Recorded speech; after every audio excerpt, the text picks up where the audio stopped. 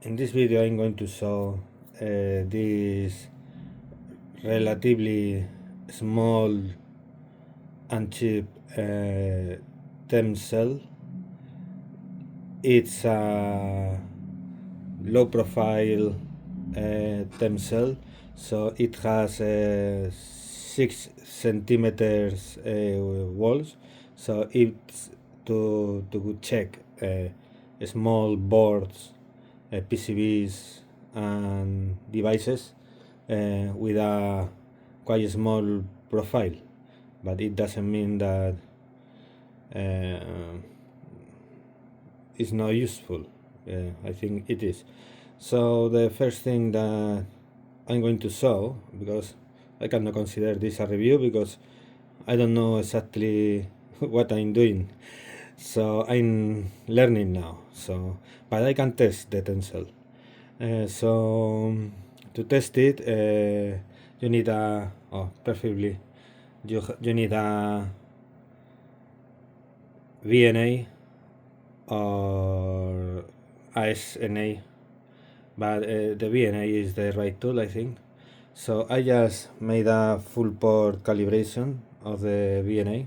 This is a 8753B with 6 GHz test set, so it can go up to 6 GHz, and the tensor is recommended up to 1 GHz, but the seller says that, well, it's usable up to 3 GHz, and you can even use to 6,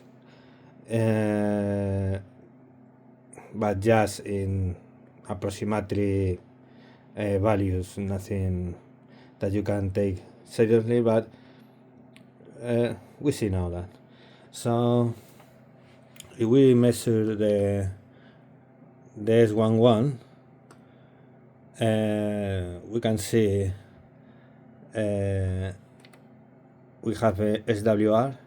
So if we consider that an antenna is good at up to 2 of SWR, and the 2 of these technically an antenna, it's the 2 SWR is at 2.7 GHz. So technically it's usable up to 3 GHz.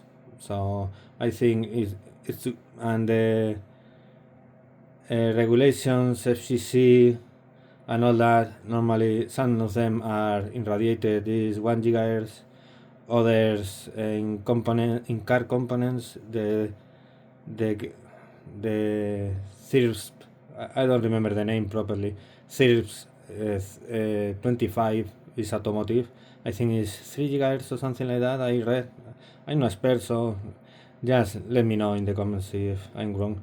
And the domestic one for domestic devices is the CIRSP 32, and I read that sometimes, or maybe 6 GHz. Obviously this to 6 GHz you can measure, but won't be very reliable. But you can maybe calibrate the TEM cell with propagation and correlation. So maybe you can calibrate to have some usable results. I will try maybe in this video or in other. So what says the seller is 1 GHz is recommended up to 1 GHz, which makes you a good idea so of what you can get. So in 1 GHz it has 1.15, so it's good. So 1 GHz, but it's also at 2 GHz and even 3 GHz is fine. But and also a good thing is go very low, and SWR even at 300 kilohertz is 3 megahertz. It is very good. This is 3 megahertz, the start line. so it's still very good, so it's totally usable. And it's 1.01, so it's better than I expect. So even the worst case for Wi-Fi 5.8, we can go here 5.8, because if you go up to close to 6 GHz, probably you want Wi-Fi or drones that they are in the 5.8 GHz. So in that it has a 4 and fall in some points to maybe 2, so can be a kind of usable if you calibrate with correlation on all that. Nothing that you can use to, but maybe relative measure can be okay, but you know, you don't want this anyway to in 5.8 GHz. You good to use this or this antenna that is 8 GHz, or this is a Bernard antenna, I think. This is a logarithmic, this is 10 GHz, and this is another logarithmic that is up to 3 GHz or something like that, but it's lower in frequency. It goes quite lower than this one. This one says 100 megahertz, but really on the start to work at 400 megahertz. If you go to 100 megahertz at each size, if we can take that half 4 of SWR is good, then we should take this good up to 6 gigahertz, because this has 4 at 5 gigahertz or 6 gigahertz, and this one have 4 even more, but it's rated 100 megahertz.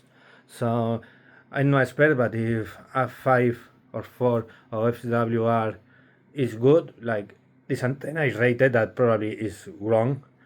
In that case, this would be good enough as well. So I would say it's a very good antenna. So you can, obviously, you can measure very deep devices with wide profile, but PCBs and all that, yeah, I think is quite nice. You always can measure with this, and you can measure with the others, with antennas, because both measure the same thing, I think. So yes, I think it's quite nice stuff. And the values are very good. I'm going to put the log mag. Maybe someone like to see the return loss. If we go to -10, pues what we said is 1 gigahertz, and 15 that is the most common. 15 that is the most common. Something like that, yeah, like a gigahertz, and 10 is 2 gigahertz and stay up to 3 gigahertz. So well, just in case that you are curious, not so visible this scale, the Smith chart, but you know, just in case that you want. So yes, I would say I would sell TEM, and they say that is patented, that is their own system. I don't know. For me, you can see here the PCB is la rhomboid, is making like 2 maybe logarithmic antennas in front of each other. I don't know, but quite nice, I think.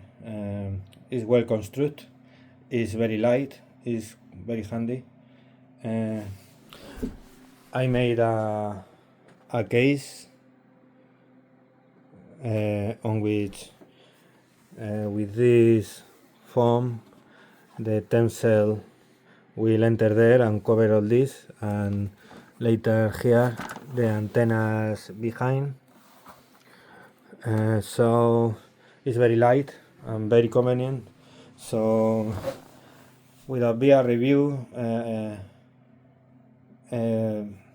looks very good. I'm going to stop the video and I'm going to connect it to the spectrum analyzer, and well, we will see maybe the results. Well, I do it in another video.